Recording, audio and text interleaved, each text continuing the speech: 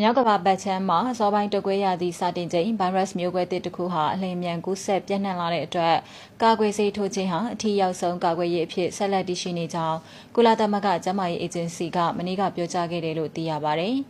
တုပ်ကွေးနဲ့အခြားအသက်ရှူလမ်းကြောင်းဆိုင်ရာဗိုင်းရပ်စ်များကူးစက်မှုမြင့်တက်လာနေကြောင်းကမ္ဘာ့ကျန်းမာရေးအဖွဲ့ WHO ရဲ့ကမ္ဘာလုံးဆိုင်ရာကပ်ရောဂါနဲ့အသက်ရှူလမ်းကြောင်းဆိုင်ရာစီမံခန့်ခွဲရေးဌာနမှအကြီးအကဲဒေါက်တာဝမ်ချင်ကျန်းကဂျနီဗာမှာသတင်းထောက်များကိုပြောကြားခဲ့ပါတယ်။အခုနေ့ဟာ AH3M2 ဗိုင်းရပ်စ်မျိုးကွဲတစ်ခုပေါ်ပေါက်လာတဲ့အတွက်အလင်းအမြန်ကူးစက်ပြန့်နှံ့လာနေကြောင်း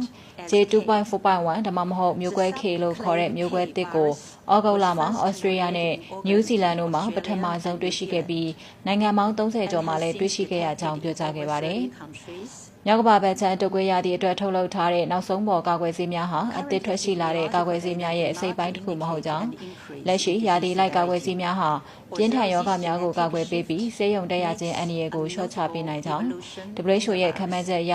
နှစ်စဉ်ရာသီတုပ်ကွေးဖြစ်ပွားမှုဟာ1ဘီလီယံခန့်ရှိပြီးပြင်းထန်သက်ရှူလမ်းကြောင်းဆိုင်ရာရောဂါဖြစ်ပွားမှုဟာ9 သန်းအထိရှိကနှစ်စဉ်သေဆုံးမှု6သိန်း5သောင်းအထိရှိကြောင်းကာကွယ်ဆေးထိုးနှံခြင်းဟာအထူးသဖြင့်အန္တရာယ်ရှိသောလူရည်များနဲ့၎င်းတို့ကိုပြုစုစောင့်ရှောက်သူများအတွက်ပြည်내နေတဲ့မျိုးကွဲများမှာအထူးရောက်ဆုံးကာကွယ်ဆေးအဖြစ်ဆက်လက်တည်ရှိနေကြောင်းလည်းပြောကြားခဲ့ပါတယ်။ကာကွယ်ဆေးဟာကလေးများမှာပြင်းထန်တဲ့ရောဂါနဲ့ဆေးရုံတက်ရခြင်းအတွက်85ရာခိုင်နှုန်းခန့်နဲ့လူကြီးများမှာ35ရာခိုင်နှုန်းခန့်ထိရောက်မှုရှိကြောင်းနဲ့လာမယ့်အားလျက်ရာသီအတွင်းရောဂါကူးစက်မှုများပုံမှန်မြင့်တက်လာနိုင်ကြောင်းတတိပေးပြောကြားခဲ့တယ်လို့သိရှိရပါတယ်ရှင်။ Some weeks ago, they published the early estimation of the vaccine effectiveness data. It's quite